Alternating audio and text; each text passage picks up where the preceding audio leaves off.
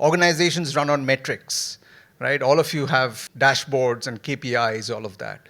So you have a higher level of KPI, and then you double click it, and you get 3 or 4 different levels of KPI.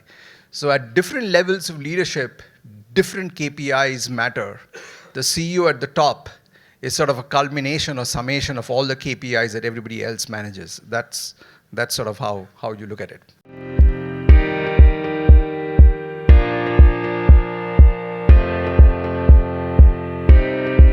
A visionary leader whose work has shaped the future of leadership across industries. Pradipta Banerjee brings decades of experience guiding organizations to scale new heights.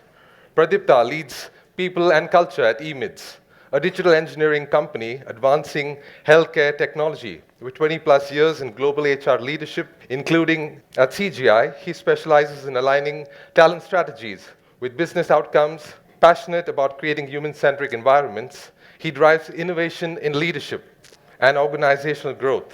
Well, while not in office, you will find him on the football fields or the tennis courts, something where he gets tremendous joy and passion. Leadership is evolving rapidly, and today Pradipta will share how do you leapfrog to that next level in the first session, which is how does one take themselves to the next level of leadership. Join your hands in welcoming Pradipta Banerjee. Good morning, everyone. Good morning. I'm not a morning person. How many of you are a morning person? Yeah. Okay, all of you are morning people. Okay, I'm the odd man out. I'm not a morning guy. I've been in the professional environment for the last 20 years, and mostly working for European and North American firms. And those of you who work for North American firms would know that our evenings sort of extend late. And then over the last 10, 15 years, I've been on global roles which allow me to work with organizations, part of the organizations in North America and Europe, but that also extends my day. So my day typically starts at about 11 o'clock in the morning, goes on till about 3 o'clock in the afternoon, and then I take a break for 2-3 hours, and then again start at 5 o'clock, and goes on to 10, 11 in the night. So therefore, I'm definitely not a morning person. 9 o'clock is midnight for me. But when I walked into this office, to this conference, and I saw the energy, I sort of woke up. So I can't say that I'm in the middle of a dream, but at the same time, I can't say I'm fully awake. So if you hear anything which is not in line with what you have heard since yesterday, blame it on my sleep. Yeah? Good. So I would like to have a conversation with you on leadership transitions. You know, as we sort of walk through professional life, we spend 10, 12, 15 working in different environments, different contexts, different organizations. And then suddenly we figure out that we are sort of stuck somewhere, because as organizations sort of hierarchies go up, there are lesser number of seats at the top. And therefore, we need a special sauce, a special recipe to sort of catapult ourselves from sort of the middle tier or upper middle tier to the really top tier. And that's the conversation that I want to have with you about this morning. So before I start, how many of you relate to this? A show of hands would be helpful, so that I know I'm talking to some. Yeah, okay, good. So most of you relate to it. So as organizations sort of get more and more AI-enabled, technology-enabled, I believe that challenge will become a lot more difficult. Organizations are moving from becoming sort of pyramids to prisms, right? From pyramids to prisms, and therefore the middle layer will continue to sort of become broader and broader and broader, and the upper layer will continue to become thinner and thinner and thinner. And therefore, we need clear differentiations amongst ourselves for us to sort of get to the next level. Make sense so far? Yes. Yeah? So before I sort of get there, questions for you. Yes. Sorry, private end? Pyramid is a triangle, right? And prism is three-dimensional, so it has a little more broader basis. Or you can, does that make sense? No?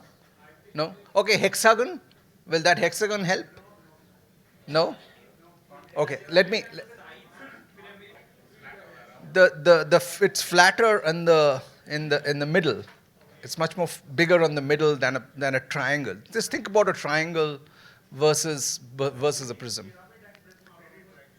Not the bottom, the middle. But anyway, but you get that. You get the gist. Okay.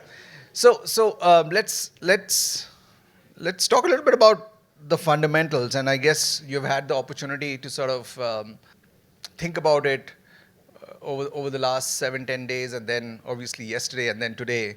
What does leadership mean to you? Leadership is sort of is like an ocean. Everybody has their own meaning. Let me just hear what leadership means to you. And when I say what leadership means to you or your definition of leadership, I don't want esoteric definitions, because there are tons of definitions in books, tons of definitions in blogs, tons of definition when you open, TikTok or Instagram and all of that. I want your definition. So maybe want to hear some voices about what does leadership mean to you? Yeah, any of you? Yeah, go ahead. In my own voice, my own words, leadership is when nobody says, "I'll take the lead."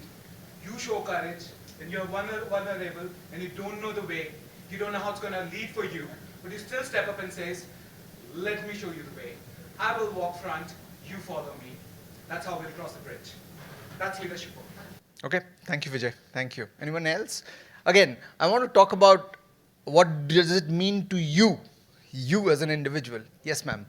Hi everyone, good morning. My name is Devashri, and for me leadership is inspiring and influencing people to achieve the targeted goal and Okay. to make a profit out of it. Okay, thank you. Thank you. Anybody else? Anybody else with a different definition for himself or herself? I think Yeah. to me, leadership is about taking more accountability and doing the right thing all the time so that we create a culture in the organization. Okay. Do the right thing all the time. That's a tough one. Okay. Hi, my name is Ajay. So I believe leadership is being able to guide people and influence them to make sure that whatever we are trying to achieve is easily achievable, and we are able to comprehend whatever gets in the way. It is always rhetoric because we have a goal in our mind, but then it is not important that how soon you reach the goal, but the important fact is that you reach to the goal. Hi Pradipta, I'm Amit Joseph. I help companies transform to AI first organizations. Leadership for me means an opportunity to create value and impact for a large ecosystem of your team, organization, and customers. That's what it means to me. Hi, I'm Srinivas. I lead the transitions and transformations for Adidas. For me, leadership is about having a set of mindset and the behavior that would lead people to the goal that is to be achieved by the organization. Hi, my name is Girish. I head the strategy operations for Adobe. According to me, leadership, I relate that as a force multiplier.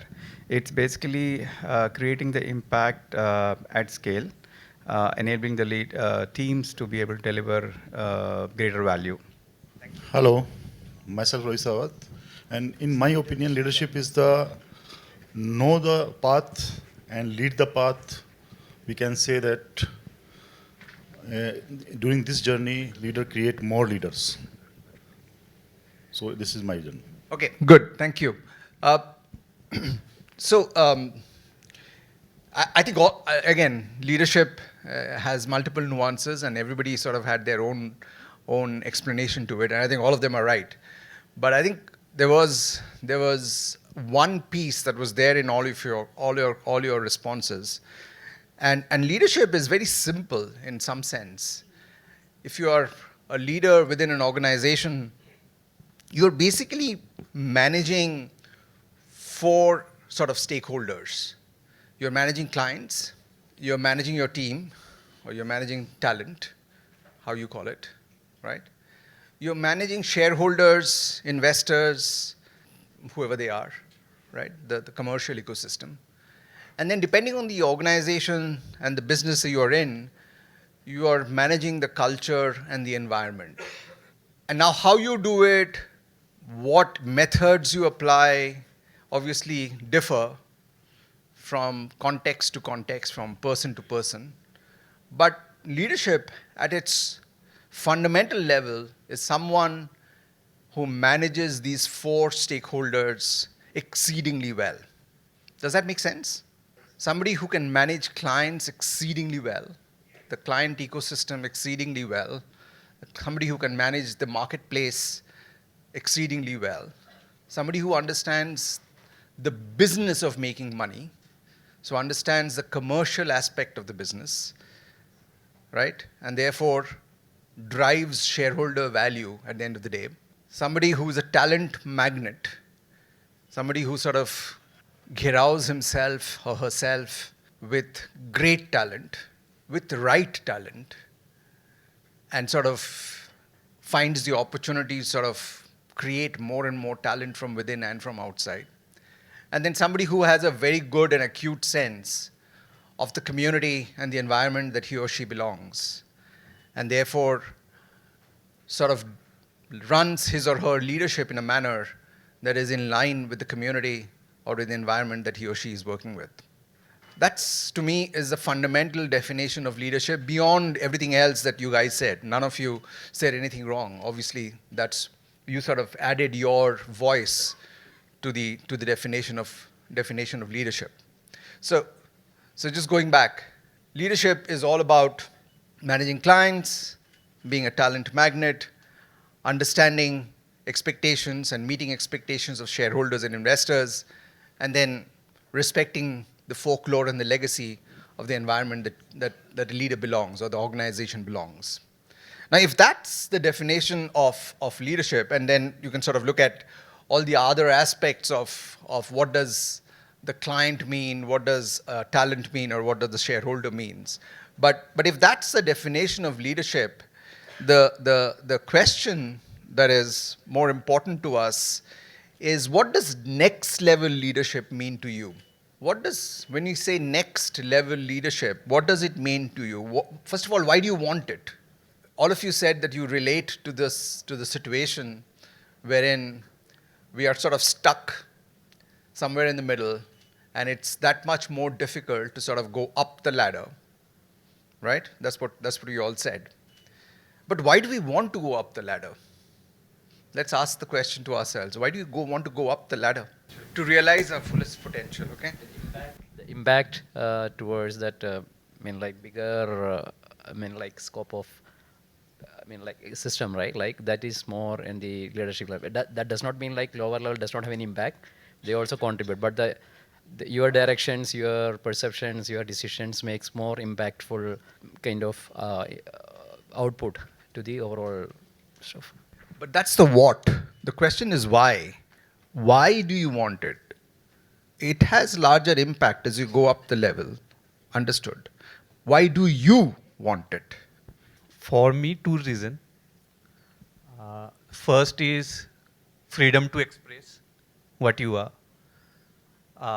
The second is you are living in a society, and when you achieve something, correct, because it's tangible, people do understand around you that. So you say or you do not say, I want to be very candid with me that this is one of the reasons that you want to be among those 3%, correct?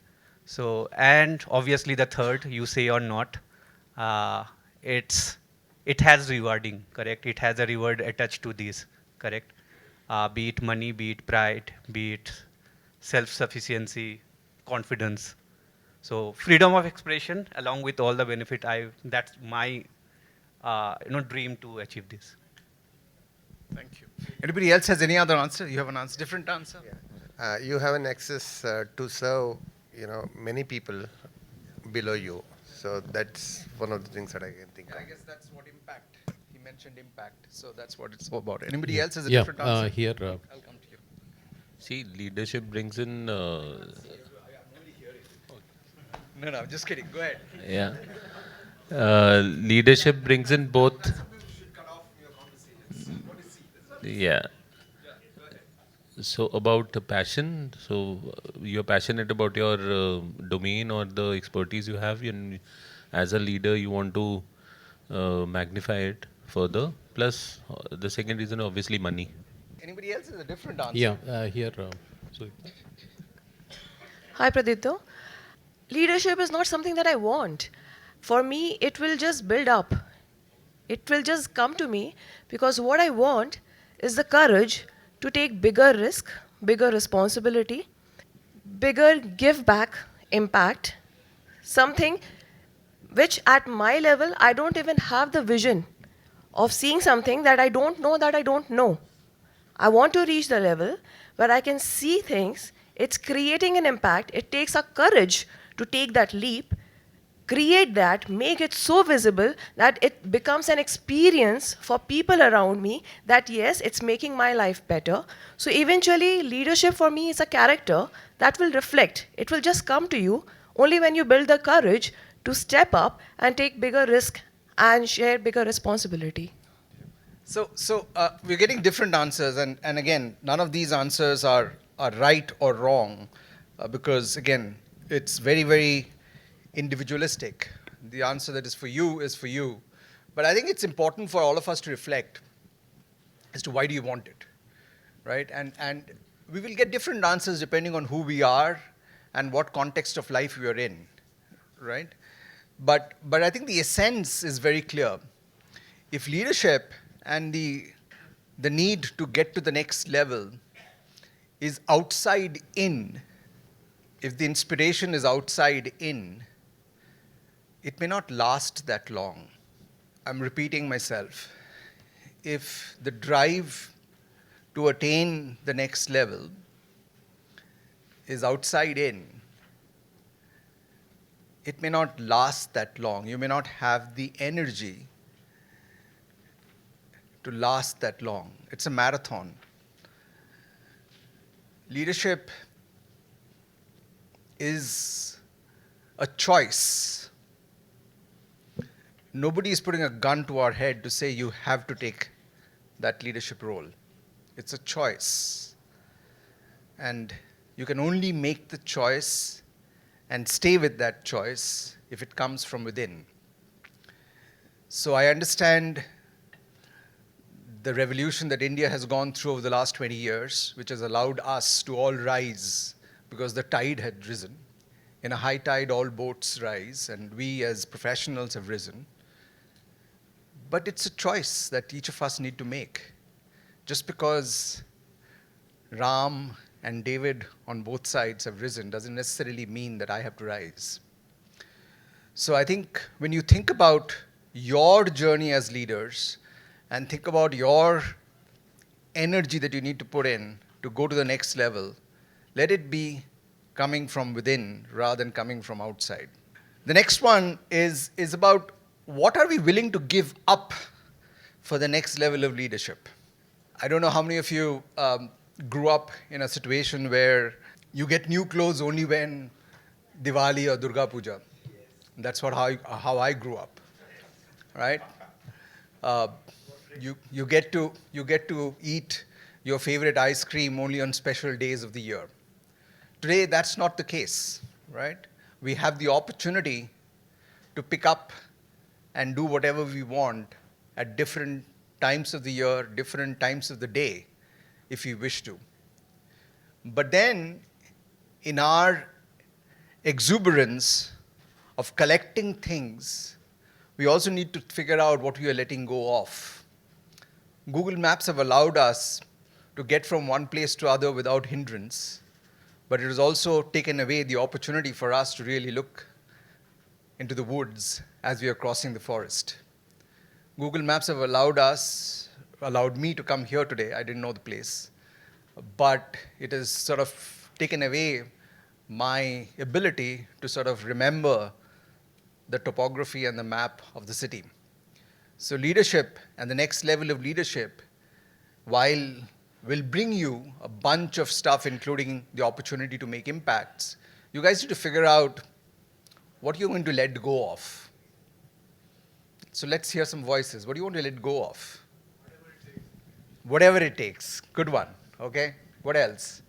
My perspective, many things like micromanagement, work-life balance, sacrifice, and then I think these are the three things. Okay. Somebody said you don't need to let go of anything. I want to hear that perspective. I mean, it comes naturally. If you are a manager, you will get things done. I mean, you will set some goals irrespective of that guy or that person who is working in your team. You will say that, get this 10 tasks done. If you are a leader, you know what that guy is capable of. What are his positives, what are his negatives. And you automatically put those people where those talents are needed. So if you are, I don't think people have to give up anything to become a leader. They just have to, strive there or find their way. Okay. Hi. In my view, so let go of means, hi, I'm Dr. Abdul Hadi, I'm here. Yeah. So in my perspective, let go of is something, the focus attention in gaining what the target is. And whatever the other things are there, it is out. Our target should be achieved. That is, yes. As you were saying, I wanted to come to this hotel, I let go of other hotels or whatever topography. I know the road, I know the traffic, I have to reach. By 9 o'clock, I'm here. That's it. Yeah, I think it's a balancing act. We don't have to let go of everything. That's what I feel. You obviously don't have to let go of everything. I mean, you have to be your authentic self. So you can't be letting go of everything. But I was trying to figure out if you want to negotiate to let go of some things. Yeah. The lady there behind you. Okay, you can finish and then pass it on to the lady behind you. So for me, I feel ego is a big thing which I should be letting go, because I have seen a lot of times the more senior you become in your organization, the designation and the power which you hold, that somehow directly or indirectly builds a certain ego within you. So as you grow in your career, you should be much more humble, much more simpler, and ready to support your team to guide future leadership and empower them. That's what I feel. Okay.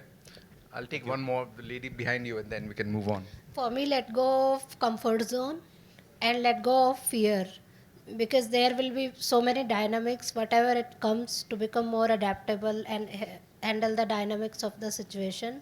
So the fear which holds you back, let it go and move fast. Thank you.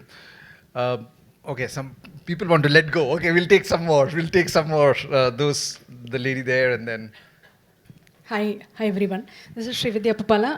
I just want to convey that, over the period of time, as we develop, and move on with the career up, in the ladder, we always create certain kind of notions in and around whatever we are doing. Again, perspectives and whatever experiences, whatever we've got, based on that, we create our notions.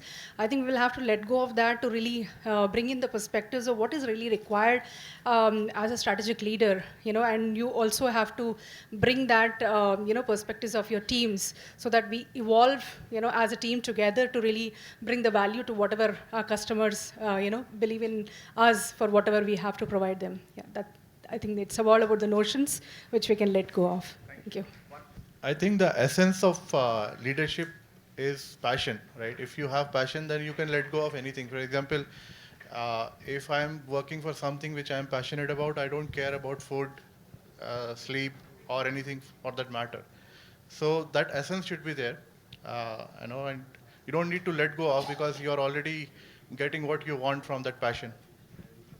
Can I replace passion with purpose, or are they same, or are they different for you? Yeah, it is inclusive of purpose. Okay. I'll take the lady and then we are done, and we'll come back. We'll come back to the next. There are multiple questions, multiple opportunities to express. Yes, ma'am. Just get out of chaos, confusion. Are you telling me or telling yourself? If you want to go to the next level, get out of chaos and confusion, you'll reach it.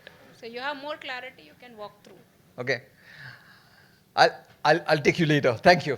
So here is my personal journey in life.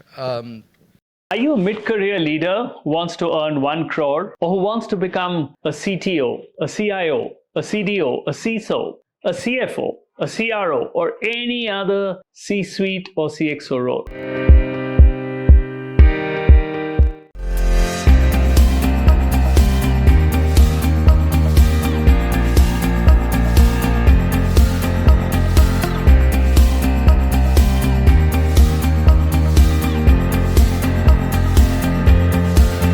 The road to the CXO is something that I know and I can teach you.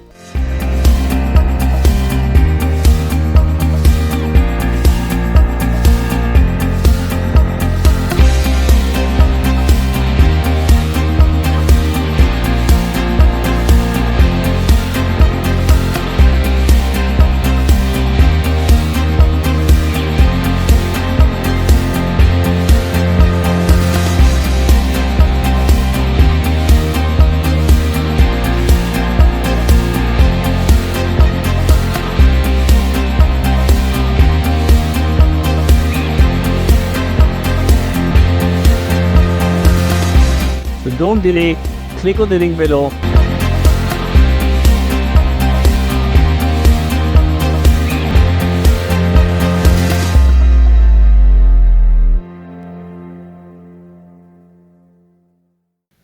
I'm a very, very lucky individual. I grew up in very modest situations. My father was a banker, mother was a teacher. So grew up very, very, very, very humble. I was not a great student in school and college, and therefore, when I look back at life, I think I've got much more than what I deserve. In the last 10-15 years, I've had the opportunity to participate in a growing organization. I joined this organization when the organization was $3.5 billion, and I was responsible to manage part of India operations. And then when I left the organization was $11.5 billion. And I had the opportunity to, thank you. And I had the opportunity to lead India at some point in time, then lead all of Southeast Asia, and then lead globally, the organization globally. And that's different levels of leadership. So that's the background I come from. And in that, when I think about what you're willing to let go of, the things that become important at certain level, it's almost like multi-story building, right? When you are in the first to the fifth, sixth, seventh floor of the building, you look at the trees around you or the mall across the road and you feel good about it. And that's the vantage point you're in. Then you sort of go up from the fifth floor, let's say to the 10th floor, and then you sort of see the Hibbal Lake, some things at the distance, right? And that's the view that you get, and you feel good about it. And then you go up further higher, let's say on the 30th floor, then you see the whole landscape of the city. And that's what you feel good about. And that sort of gives you the opportunity to see the city from a distance. So leadership is about cutting the chaos, you said. It's a chaos at the bottom, if you want to call it chaos. I don't know whether it's chaos. But you see a view at the bottom. And then you go up, you see another view. And then you figure out how that view made a difference or was making a difference. And then you go up further, and then you see another view, and then you try to figure out how each of that make a difference. When I was heading India and was doing, let's say, 20 things, and I was informing my manager who was sitting somewhere in Canada that these are the 20 things I was doing, he was hardly bothered about the 18 things that I was doing. He was only bothered about the 2 things that I was doing. And I was to wonder why. While I'm putting so much of effort in those 20 things, it's only those 2 things he asks me about. When I became at a Southeast Asia level, I was doing another 20 things, and he started asking me 4 things out of those 20 things. And again, I used to wonder why. And then when I got there, I figured out that only those 2 things sort of matter to him at the view that he is seeing. So leadership at different levels is about the view that you get. How many of you play or have or sort of enjoy sports, right? Okay, so as I said, I play football. I'm born in Calcutta, so football. Bengalis seem to think that is in our blood. We play horrible football, but we play football. We enjoy it.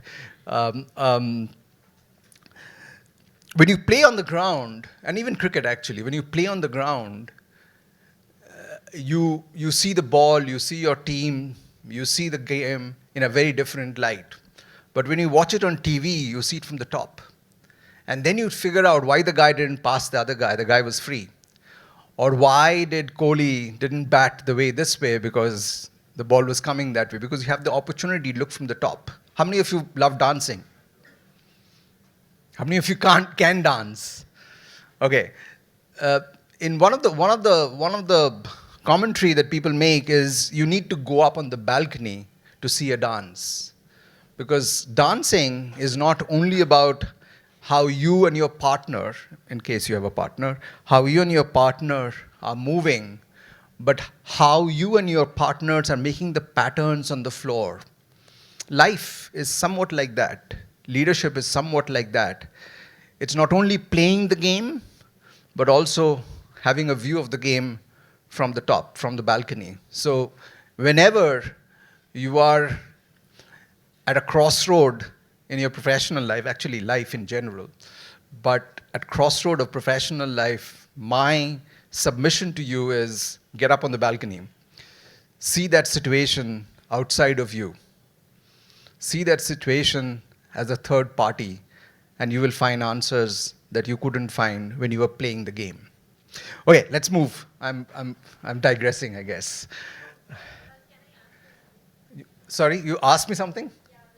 I may not have answers, but I'll try. You were doing 20 things and your boss was only focused on 2 things. What were those 2 things he was focused on? Yeah, I know. I mean, those 2 things are not important because that's a context. But you know, when you are leading a country, you do multiple things that are specific to the country, right? But my boss was sort of leading, the whole operation across the world. So for him, there were only 2 things that were important that, as I said at the beginning, that touches the 4 or 3 or 4 stakeholders that he manages. It touches the client, it touches the shareholder, and it touches the talent. So out of the 20 things that you do, and you do it passionately, you need to do it. Everybody needs to do it. But ultimately, as you go up the ladder, you filter out the 20 things, and you pick up or keep those 2 or 3 or 4 things that ultimately makes a difference to those 4 stakeholders that a company needs to manage or a leader needs to manage, right? I mean, organizations run on metrics, right? All of you have dashboards and KPIs, all of that.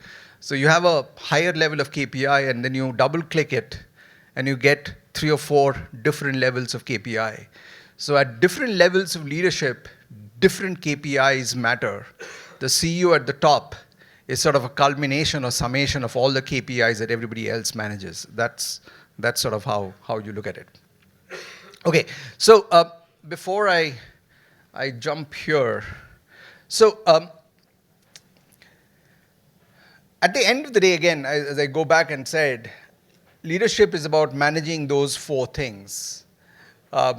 Let's go around. I know there is a very participative audience. So I'm going to ask the question right. Out of these 4 tiles that you see, which is the one that you're working on today? Out of the 4 tiles that you see on the right, which is the one that you're working on today? And just state it aloud. Managing self. Managing self. Managing environment, okay? Managing self and from company perspective, it's managing customers for Managing revenue generation. customers. Okay. Okay. All four. All four. Yeah. I think all of us are managing all four, but I think at the fundamental level, managing self is the biggest job that each of us have. And if you want to be successful on the long road of leadership, I would encourage you to invest significant amount of time managing self. Try to keep life simple. And all the gyan that I'm giving, I haven't done it myself. So, don't ask me questions around it. But, try to keep life simple so that, managing self becomes easier. Anything that is simple is easy to manage. Somebody said, let go of ego. Don't let go of ego because somebody is telling you to let go of. Let go of ego because it's simpler to manage. So think about life that is simpler to manage.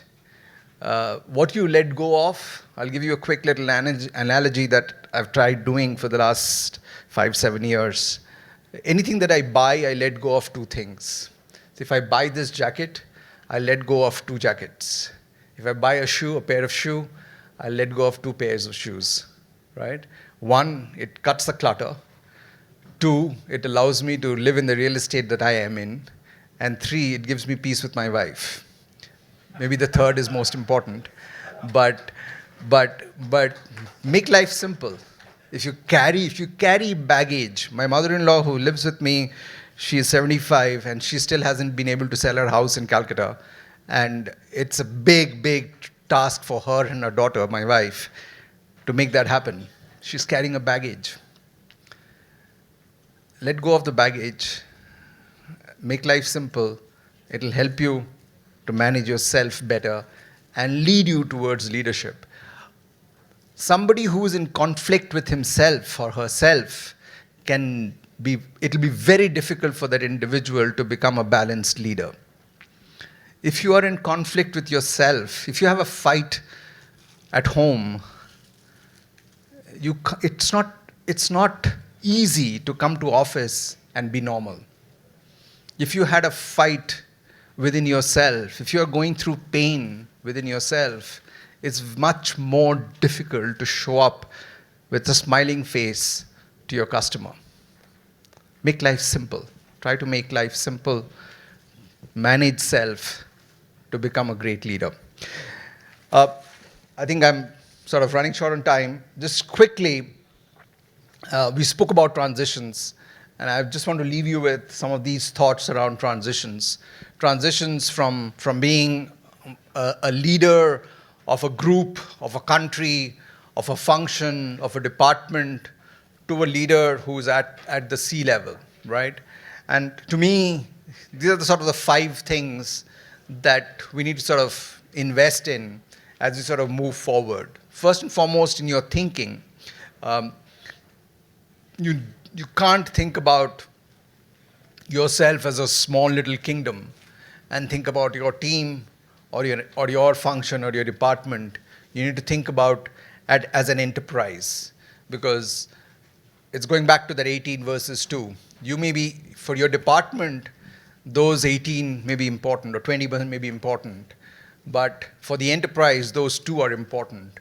So focus on those 2 or focus on those 4 as you sort of grow yourself out from a department head, a BU head, and think about it as an enterprise. Strengthen influence across the executive table.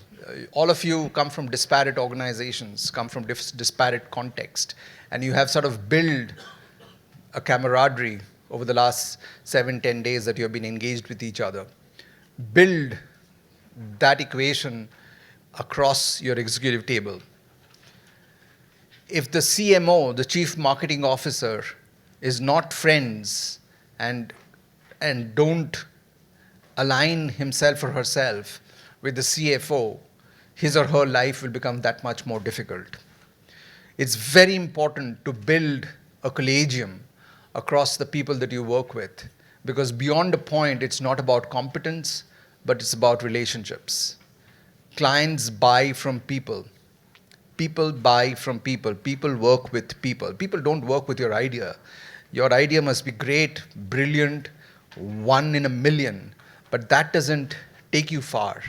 What takes you far is the relationship. So invest the time to strengthen your influence across the team that you're playing with. Executive presence, communication, and all of that. I guess there are sessions through the day to talk about it, so I won't jump into it. But two things. One is grace under fire. Leadership is full of misery. Leadership is full of challenges. And that point, it doesn't matter how good you are when things are good. It matters how good you are when the chips fall.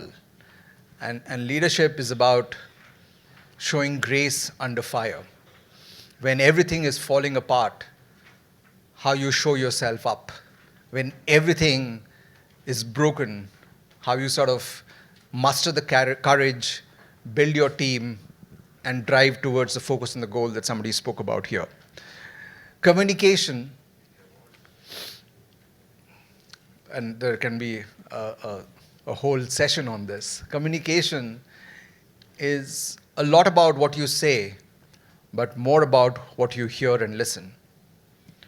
A lot of us don't have the patience to really listen to what has been asked of us. So when you think about communication, I would say two things. One, invest the time to listen.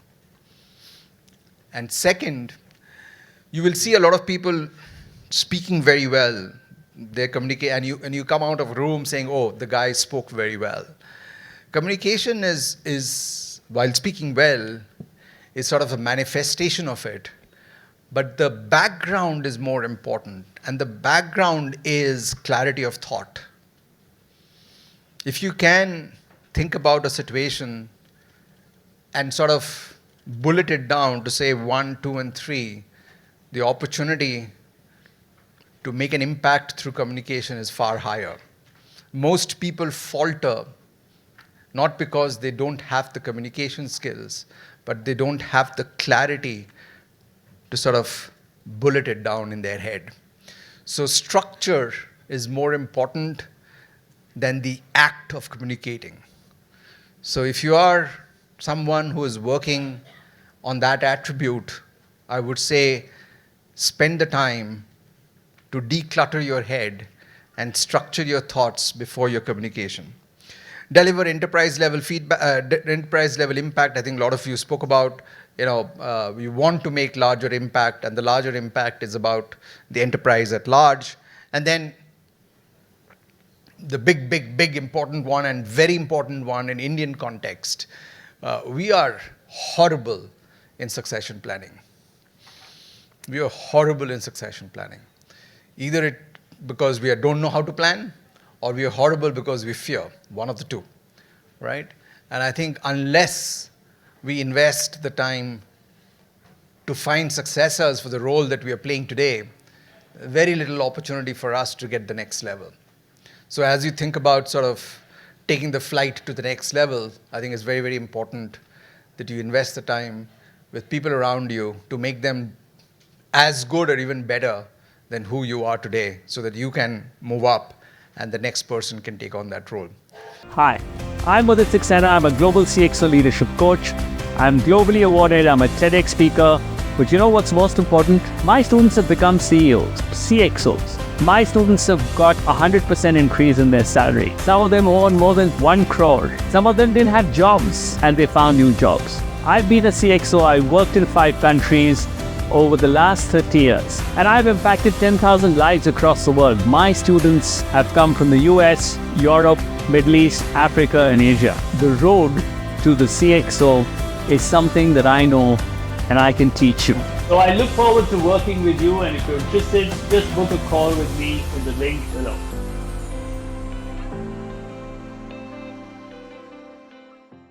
Hey, I'm Rajesh.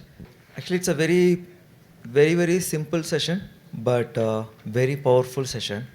So my key takeaways are like keeping the life simple. Very important that reduce the pain inside. Like when I have a conflict, I cannot be a leader. So actually, I wanted to thank Mudit sir, because if I would have just come and heard, like maybe I thought like this is very simple session, but now at least I know the power of all these affirmations and other things, and it makes me really understands like how I can move ahead. So it's a very, I would say, like we got some gyan from Udit sir. Now you are connecting Please the tell dots. your question. Okay. So my question is grace under fire. So that's the only thing which I am struggling now.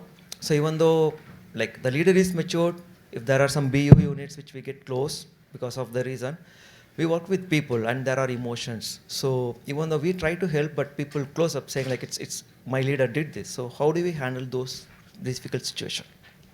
How big is your family? It's a big joint family. Sorry? Joint family. How big? 8.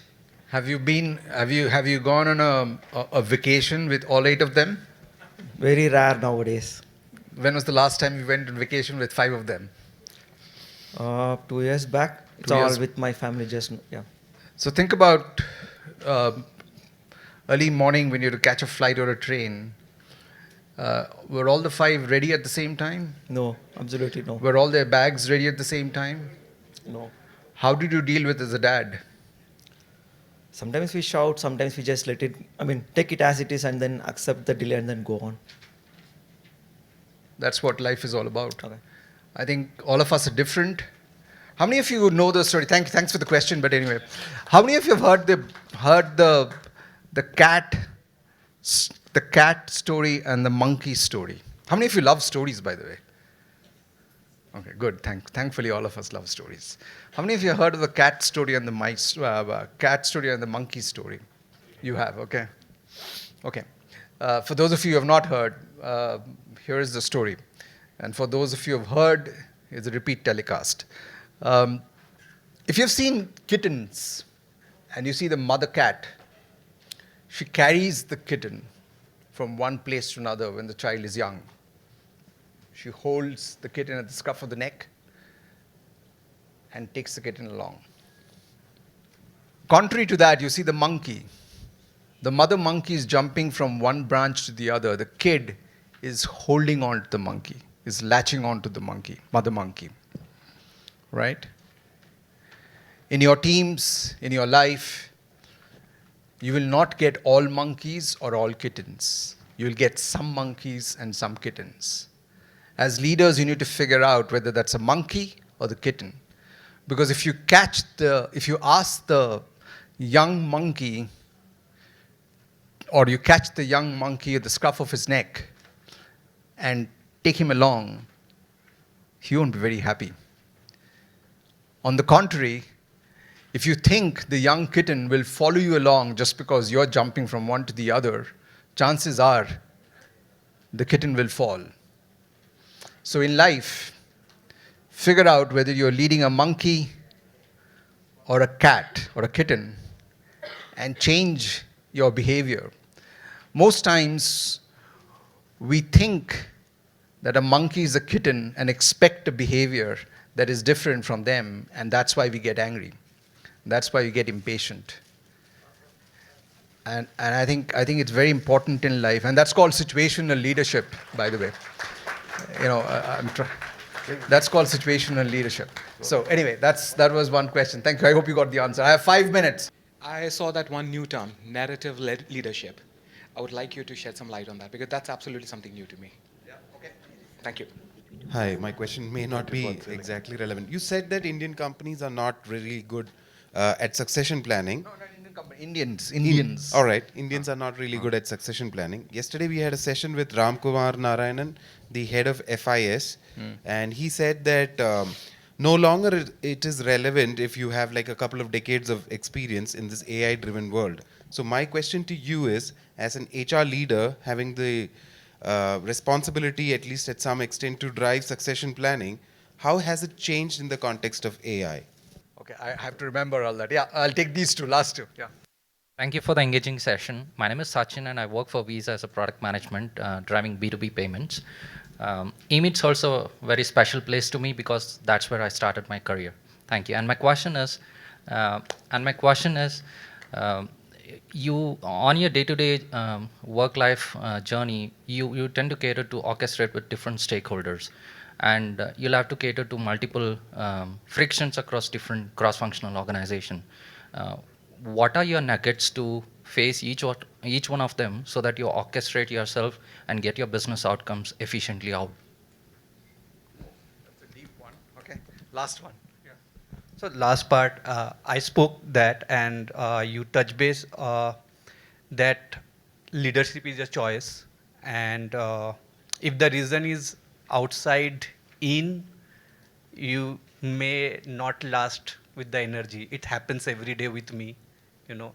So if you can, elaborate on that part, how to create within you, so that because out of three, all of outside in for me, whatever the point I've said. So if you can elaborate on the thought processes, how it should be changed, that would be helpful on the inside in. Okay, so I'll start from here, and I hope I'm growing old, so Alzheimer is hitting me. No, just kidding. So hopefully I'll try and remember. Yeah, I think narration is important, storytelling is important. Try and connect life experiences with what's going around. I mean, this gentleman there, Vijay, right? Rajesh, asked a question which is very different, but I brought in my family, my experiences of going on a holiday in a family. I grew up in a household with 18 members. We were never on time. From 1995 to sorry, not 1995. Sorry, from 2015 to 2019, 2020, just before COVID hit, I traveled 23 different countries. And I've missed 17 international flights. My father, when he was alive, he used to blame me for it. And I used to always say, that's because of my upbringing. As a family of 18, we never reached Howrah station on time. But anyway, jokes apart. So I think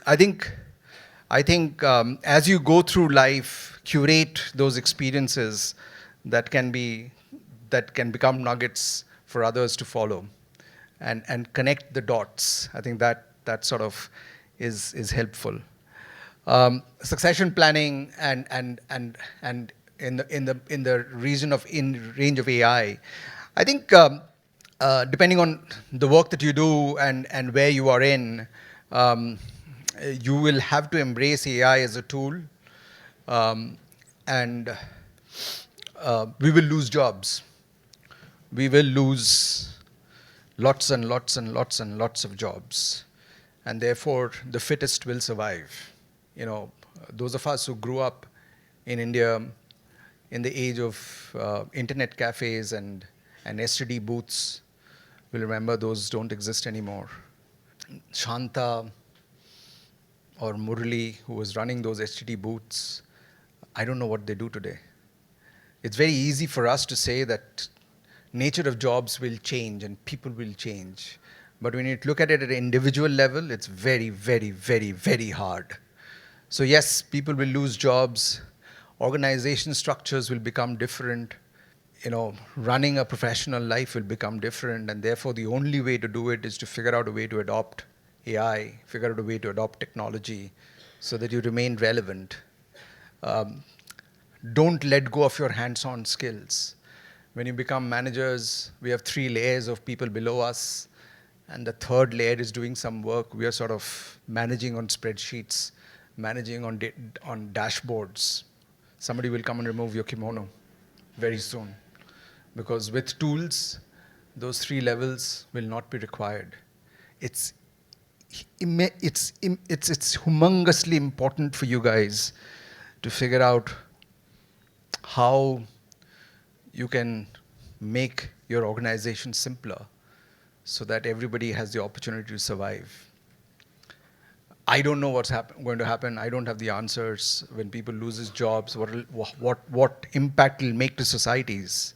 Governments will not have the revenue to do welfare because taxes will come down. There are tons of things that are going to happen. But again, life, you can't lead life looking 20 years hence. You have to live life looking 2 years hence. And the next 2 years is about adoption. So let's adopt, right? How do you sort of look from within? It's a personal choice again. I think it's a personal choice. How do you look from within? And you have to find your own personal energy to do it. I'll tell you how I did it, but it may not resonate with you.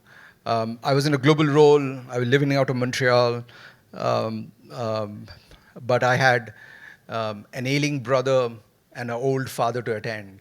And at that point in time, the more important decision was to stay close to them rather than run from 23 to 27 different countries. So you come back to India and you take a role which makes sense. At some point in time, as I told you guys, I was making an impact for a $13 billion company. Today I make an impact for $200 million company. Yeah. At some point in time, I was leading a group of 80,000 people. Today I lead a group of 3,500 people. Am I unhappy? Do I look unhappy? I'm not, right? That's a choice I have made.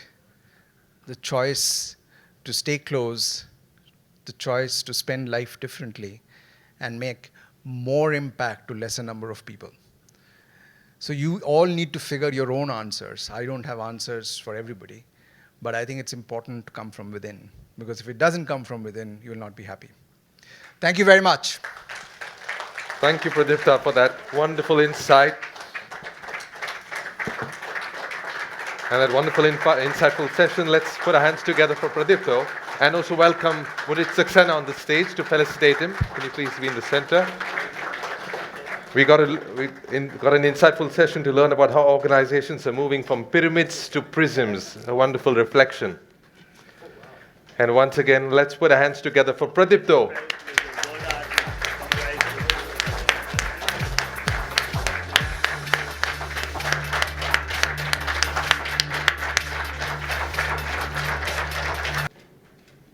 Thank you.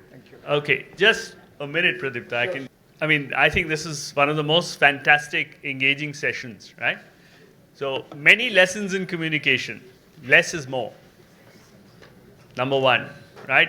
He didn't need to have like 100 slides, like many of us would have. But facilitation, right?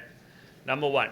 Number two, he said something about, how can you let go a little bit about your ego? Okay? And I can tell you this, just my observation, to be honest with you, this is the first time I'm meeting Pradipta, and he's doing this as a favor to all of us, really. So he needs a round of applause for that. I requested we have a friend in common, and, I kind of requested him, so I really, really want to thank him to come in on a Sunday morning when, I somehow had this impression when I read it saying, football, this, that. I said, he's a sporty guy. He must be getting up in the morning and, doing his run. But I was wrong. I'm sorry, I didn't ask you. And the third thing is, which really struck me was, I had told everybody here that, look, when Pradipta comes in, just send him in, maybe like to have breakfast, over there. And I was waiting for him. And he came in here, he sat quietly, and I was wondering, where is he? I was looking around all of it, and then I find this gentleman, sitting here. So he didn't make a show about it. He didn't say, and things started a little slow today because I think everyone partied a lot last night. He was very unassuming. He didn't say anything, and I hope he takes away that, we have an engaged lot. But he just asked me a few questions about it. I think that says a lot, right? He could have come here and said, what is this? Like, you guys called me on a 9 o'clock in the morning and you're not here. Right? So really, really thank you a lot. I think it's a real lesson in, not just self-leadership, but amazing degree of maturity, and I really, really appreciate it, Pradipta. Thank you so much. Once again, Pradipta Banerjee. Thank you.